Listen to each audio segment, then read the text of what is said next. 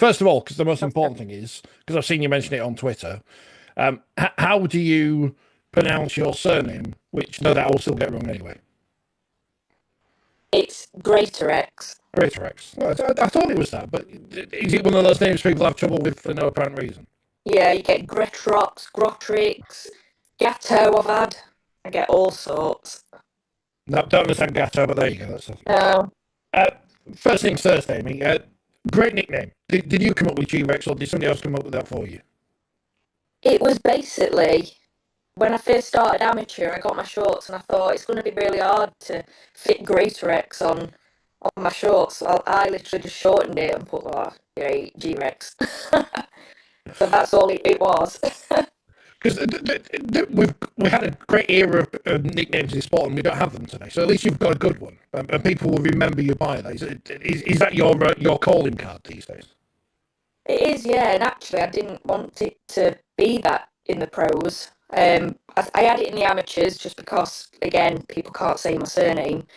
And I was trying to steer away from it a bit, but then my coach announced me on Facebook as Amy G Rex Greatorex, so it's then stuck. So I'm not getting away from it. Stupid question. Why boxing? Because I can't understand how I played rugby at school because I've got no kind of courage or confidence or anything. So being hit in the or potentially being hit in the face, obviously that's not the idea. Why? I think I'm a bit of a nutter, to be fair. I actually didn't start until I started for fitness probably in my late 20s, and it was just that. I went to like a keep fit kickboxing class, and the coach there turned around to me and went, "If you don't sign up for a white collar, I'm signing you up."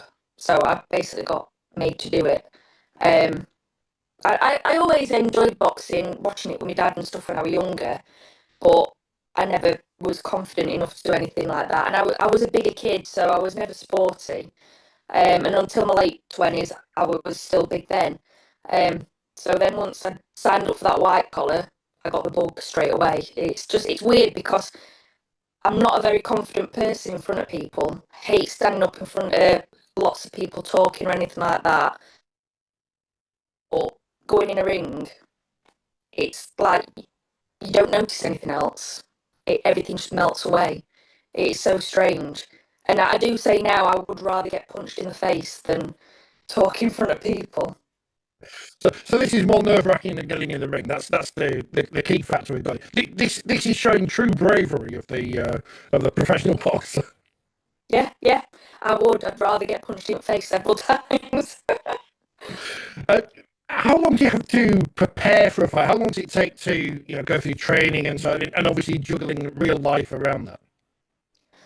Ideally, you'll have like a 10 to 12 week camp, but because I've had to go in the away corner, I have to be ready all the time. So I train basically every day of the week. The only time I really have off is after a fight when I know I've not got anything coming up. My coach will say have a week off, but then I'm still doing bits because I can't sit still.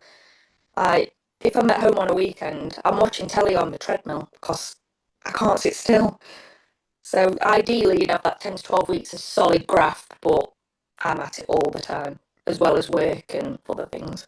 Obviously, you enjoy that. And I guess as you say, if you can't sit still, it's good to have something that at least it's not sitting still like I do watching telly and eating crisps. At least you're doing something positive. Yeah, yeah. Like I said, I can't sit still. It's almost like it pains me. I'm a bit hyperactive, I think. So even when I'm doing all like I said, watching telly, I'm walking on a treadmill. I do my admin for work, I'm walking on a treadmill. I've even been known to paint my nails on the treadmill. I'm still a girl, even though I box. That's multi skill, because women can multitask and men can't. This is obviously Yeah. the thing we know. You've talked about looking for sponsors on social media. How hard is that side of the sport? Obviously, the physical thing, I guess, is the easiest part. But when you're having to get money to actually enable you to do what you love doing. It's really hard. And I think being the away fighter, people don't see it because obviously in an away fighter, unless you're knocking them out, you're not winning, even if you really should have won. So people who don't know boxing don't want to really put their name to that. But what they don't realise is I go up and down the country. My your business logo will be seen by a lot more people being on an away fighter's shirt than a home fighter that's just in your hometown. Um, but it is a struggle. I've all the sponsors I've got now, I've had for a while, and they are amazing. They're really supportive, and I really appreciate it. But I get fed up of hearing my own voice and seeing me typing away. Or anyone want to sponsor me? Sponsor a local lass, this, that, and other. And it does help because I'm self-employed, so if I don't work, I don't earn the day to train. So that and basically when I do work, it's to pay to box. So the sponsorships really do help. But again, I get fed up praying myself. What's it like them being the, as you say, the away fighter time and time again? That you're going in there and you've got everyone against you. Do you have to have a special mentality to be able to do that? Yeah, I think you do. Yeah, you can let it get to you because there has been times where I literally walk out and it's taboos, and that riles me up because I think, so why are you booing me? I'm braver than you. And if it weren't for the away fighter, your home fighter wouldn't have a fight. So you know, you need us. But I use it now. If I hear them boos, it's almost like, oh, I've got to show you now, and it eggs me on to do better. See, now you said egg, so at least you've not done anything death like throw an egg at an opponent. You just turned up. You're being booed for no reason. It's not as if you're being nasty or anything about them in the build-up. No, no, no. I have been known to turn up in my Leeds shirt when I know that they are like a Hull fan or something. I have done that before to weigh in and stood in front of them like, hey. Well, you're from Chesterfield. Why Leeds? Why not someone nicer? Like, anyone but Leeds. I will admit it's because my partner's from Leeds originally, and that's why I got into it. But actually, watching other rugby league teams against Leeds, I do prefer Leeds, and being in Headingley, it's the atmosphere. I've not always been a rugby league fan. I used to like it, but I didn't understand it until I started. I was taking photos for them, so I learned it through taking photos. And I was like, oh, it's actually quite aggressive, this. I like this. And, and, And and, oh, sorry. when I understood it more, that's when I really got into it. And like I said, being in Leeds, and I do love Leeds itself. I've been there for music. I've been there for all sorts. Fought in Leeds a couple of times. So it kind of just fit, if that makes sense. And they're a bit. They're like the away fighters. So no one likes Leeds really. All Wigan, but no one likes. I just pretend sometimes, but no one likes Leeds. Yeah, yeah, yeah. I've heard that quite a few times. Whenever I say I'm a Rhinos fan, I always get, oh, really? But yeah. Um, what is it about rugby league? As you say, would you have ever wanted to play the game? Obviously, you've come to it later than many of us. Would you have wanted to play the game if you'd have found it when you were younger? Probably, yeah. Yeah, I do. I would love to be able to. Obviously, at the moment, there's too much like chance of injury to be able to play it alongside boxing, and you know, boxing's my first thing with it being I'm a professional. Um, but I would have loved to have played it. It's got that aggression, that grit, that technical side of it, which same as in boxing, I love the technical side. So yeah, I would have loved to have played. Daft question. When you see, I mean, because watching, did you watch the whole derby yesterday? I know it's Leeds and Huddersfield. Did you watch the whole derby? I didn't know I missed it, so I was Right. out. Well, it's okay because there was some pushing and shoving and all that kind of stuff. As a fighter, do you sometimes watch whether it's rugby or football and think, what are you doing? You're just pushing and shoving. Me as a non-professional, peace-loving person, I think, you're just a set of birds. Just have a scrap or don't bother. Of course, we don't condone violence. Just point that out. Yeah. To be fair, in rugby, you get some good ones, good hits in. I have seen quite a few good hits in it, and it does get me like, oh, come on. Football, no, I think they're all just a bunch of girls. Um, but I have been known to be like, just hit him properly, go in for a punch. If you're going to do it, do it. You can call footballers girls, I can't, so that's fair enough. Not that I would. I just want to point that out for any footballers listening. Um, Women's sport is this big thing at the moment. You're obviously part of it. Have you watched much of women's rugby league? And obviously the Rhinos have been at Wembley a couple of times. They've won the Super League title. No matter how many times they have done so far. Yeah, I've watched a few. I've been to Heading where they've done like the double headers and stuff, and I love it. And I think actually sometimes the women are harder and tougher than some men that play.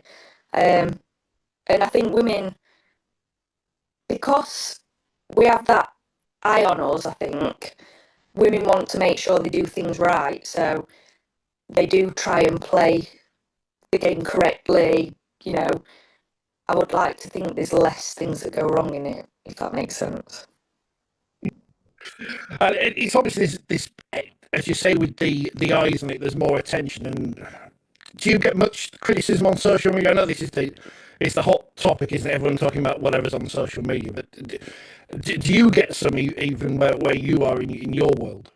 Yeah, all the time. You get people picking you apart, what you're doing. So I, as a boxer myself, if you watch boxing, a lot of them have got the guard up and this, that, and other, and that's what everyone says. I don't box with my guard up. I can't do it.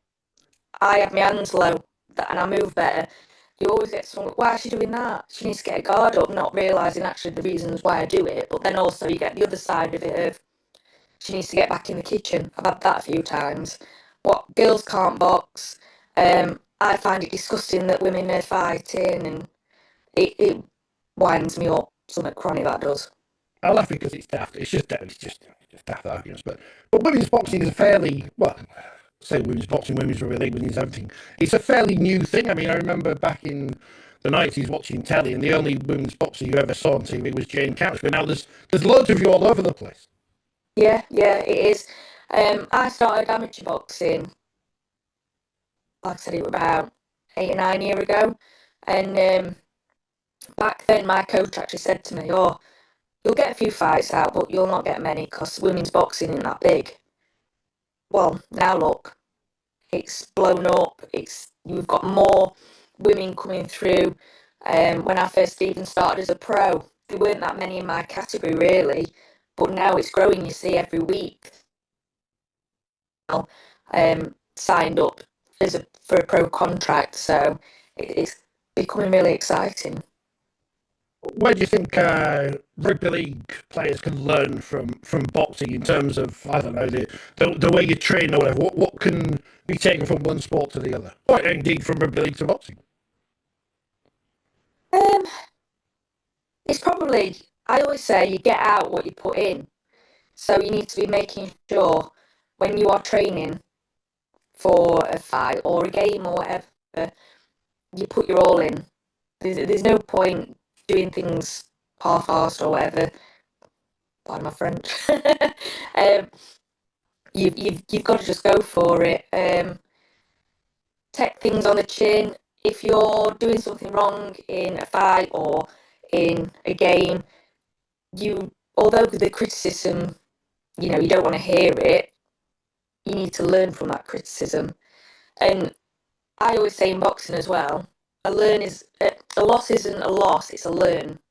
Same way a game. Surely there's a lot of things from a loss that can be taken to then learn from rather than just, being so down about it and being like, oh, well, we've been rubbish. So it's always learning onto the next. Is it hard, listening to the right people with, and I'll say advice rather than criticism because everyone's got an opinion. Most people probably haven't got a clue what they're talking about, but you've got to filter those through to the people who actually do know what they're talking about to help you learn as well. Yeah, definitely. Don't get me wrong, there are times where you get that criticism and it does get, um, but 9 times out of 10, who knows their stuff basically, and they're the ones that you really do listen to. If it's just Joe Blogs off the street going, oh, punch him, you get that lot. Punch him, hit him, make sure you can keep your guard up. then I'm not going to listen to them, and I'll just go, yeah, okay. But then go and listen to the ones that have done it. They've been a part of it. They've had the experience in it because they know mentally, physically, and everything else. See, it's not just a physical thing; it is a mental game too. The people at the football centre shoot all the time. They're the clever people. How do you get that mental toughness to do what you do? Apart from, as you say earlier, to quote you, being a nutter. It's just trying to focus. I always say to people before I go into a fight, don't make me laugh, because then I kind of let everything come out, and I've not got the focus to then go into a fight. So I have to, get. I can't, without swearing, I can't say it. I Well, get to be you can like, swear if you "Ugh." want. You can swear if you want. It's okay. My coach always says you've got to get the bitch about you, and Oh, that's what I do.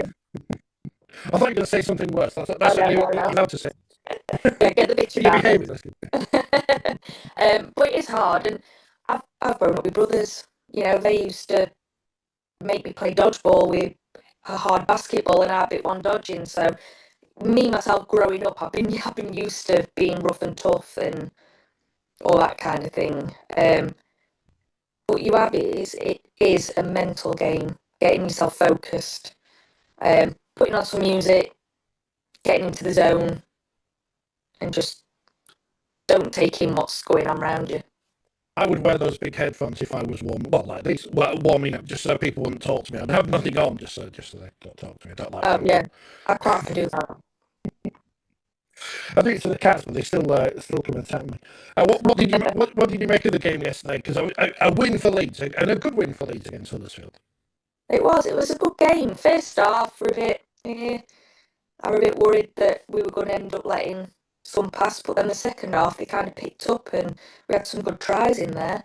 Um, you know, I think thought Ryan Hall's try near the end was quite good. I did think they might have sent it up as a no try at one point though. I were a bit worried about that, but the ref actually seemed all right.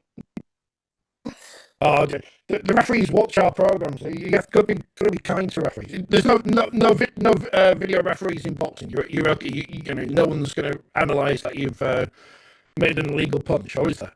No, but do you know what? Sometimes it would be better if we had video referees because I've had a few times where a ref has done something and it's gone against what I've actually done. Like, again, with winning, ours is subjective really to what the ref sees, but sometimes they only see one side of the fight.